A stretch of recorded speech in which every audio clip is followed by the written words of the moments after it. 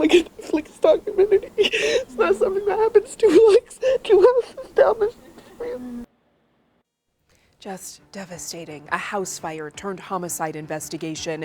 2 adults, 6 children died this week in a Broken Arrow neighborhood. You're watching 2 News Oklahoma at 6. I'm Naomi Kitt. We've been bringing you the very latest on this case as it's rapidly unfolding. Tonight, we've got ongoing team coverage of this investigation. Police now calling it a murder-suicide. We're bringing you every angle of this tragic developing story. 2 News main anchor Karen Larson is leading our coverage from Broken Arrow. Karen. Well, Naomi, just in the last hour, police and fire investigators have left the scene. In fact, we've seen the family now going inside the home. That's the grandfather's truck just leaving the scene just now. And the woman over there is the aunt to the 6 children who died. You can see the damage in the front of the home from the heat of the flames melted the siding underneath the porch of the house. Broken Arrow police say it is a murder-suicide they're investigating after finding the bodies of 2 adults in the front of the home and the bodies of the children in a back bedroom. Broken Arrow's fire chief says that crews responded within minutes of the 4 p.m. call. He says that the adults' injuries made it clear this wasn't just a house fire. It did become obvious that to all the fire personnel on scene that this was a crime scene, and so once the initial fire was knocked down, our crews moved to preserve the evidence, to preserve the crime scene for our fire investigators as well as our police department. Chief Moore says the police investigation is now primary. His investigators are working to find the cause of the fire, though it is not what killed the family here. The police chief did say guns were recovered from the home. However, he says we won't know the official cause of death until the state medical examiner's team conducts the autopsies. An investigation made more difficult because of the heavy fire in the bedroom where all of the children's bodies were found. Tonight, the Broken Arrow Fire Department is praising the Tulsa Fire Department for stepping in to handle their calls while Broken Arrow's fire crews were here handling this scene. 2 News Oklahoma senior reporter Justin Ayers says he spoke with the fire chief about the importance of having community partners at a time like this.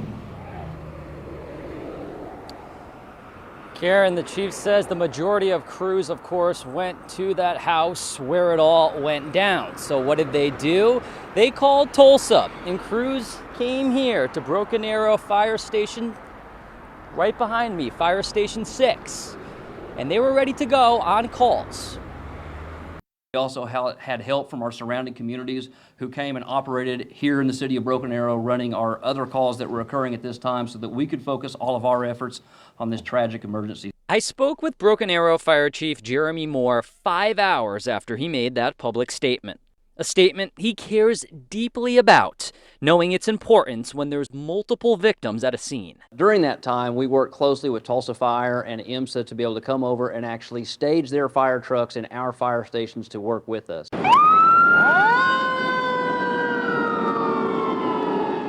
3 Tulsa Fire and 2 IMSA crews came to Broken Arrow's Station 6 Thursday evening, ready to handle calls. Moore says one department's training is typically good enough for the next. Any fire department may have situations that exceed their capacity, and during those situations, we may go help Tulsa, and Tulsa may come help us. And the chief says Tulsa crews actually did go out to a few calls. They weren't too bad, though. He says at the end of the day, he's just glad to have that kind of help, and last night it was surely needed. Karen, back to you. All right, Justin, thank you so much. Good to see that kind of cooperation here in our community. Not surprised by it at all. Now, the neighbors here in this community of Broken Arrow are really trying to process exactly what happened in the home right across the street from me right now. 2 News Oklahoma's weekend anchor Sharon Phillips talked with the neighbors this afternoon about what happened and how they can deal with it. Sharon? Karen, it's been a really somber day here along Hickory Avenue, and there's a real sense of sadness here along this street. And as I was talking to neighbors earlier, they're still in disbelief over what happened, and they say looking back, there were some red flags. Tracy Tressler lives 2 doors down from the house where Broken Arrow Police and Fire discovered the bodies of 2 adults and 6 children. The situation has traumatized this mother of 2 so much, it's hard for her to speak without crying. I'm sorry for those kids. They trusted their parents and they did that to them. She says she knew the family who lived here, but only had brief interactions with them. I've talked to them a few times. I've talked to their kids a few times. Tracy said she would see the two older boys playing basketball outside with their father from time to time. Every time, I talked to them or I said hi, they would always say hi. They would always wave. They had very good manners. They knew to get on the street when cars were coming. As for the mother, I barely saw her. She never came out of the house. I didn't even, I really only thought there were like the three older boys and the dad, and I knew he was married, but I never saw him, and I didn't know there were 6 kids. I only thought there were 3. I don't know where the other 3 came from. as Tracy tries to process the incredible tragedy here on Hickory Avenue, she says looking back, there were signs something may have been off. There's been a lot of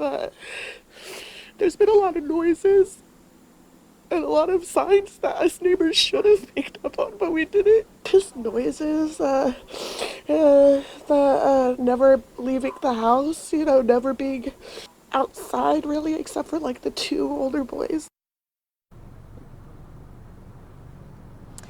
And now that the police are done clearing the scene, the landlord who we spoke with earlier today tells me that she's going to have her handyman come and board up the house here behind me. Karen, back to you. All right, thank you, Sharon. Now we are learning even more about the family tonight. We've learned, in fact, from the landlord that they have lived in this home for about the last 8 years. Chris Welch owns several properties in Broken Arrow. She says she would see the family from time to time and says she's just stunned to find out that one of the families renting from her was the same family she'd heard about on the news. She tells us she was surprised to learn there were 6 children inside the home. Family had been there 8 years. Husband, wife. To my knowledge, they only had 3 or 4 kids, but my understanding is there were 6. There were 6 children in the home. Welch says that the family seemed nice, but she always found it odd that in all the years they lived in the home, she never really spoke with the mother.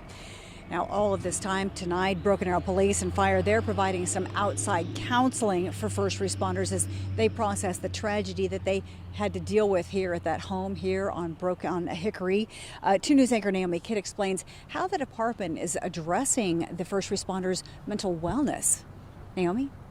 Karen, well, Fire Chief Jeremy Moore told us that they brought their chaplain team and peer support team to that neighborhood last night, and they started addressing mental wellness with first responders right away. I got a chance to talk with a counselor today who specifically deals with first responders after they witnessed tragedy. First responders, they experience cumulative trauma. And so it's just, little bits here.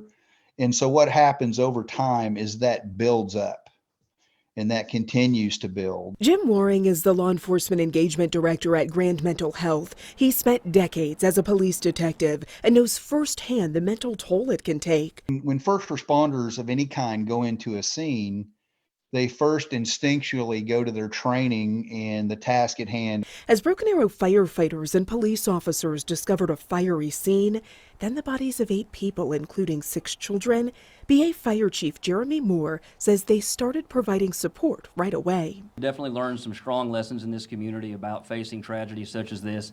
We've been very, very proactive in setting up peer support teams. Waring told me a normal person goes through 1 to 5 traumatic events in their lifetime. A first responder can see 500 to 800 traumatic events over the course of their career. It can take a huge toll on their mental health. He says normalizing critical incident debriefs and mental wellness maintenance is key. The debrief is just as normal as the report or the court or anything like that, or cleaning the fire truck or restocking the EMS truck after a call. I truly believe that's the answer to a lot of this. Waring told me there are some really great mental health resources available for our first responders. He says they have to be normal, part of the routine, as early as the academy for these men and women.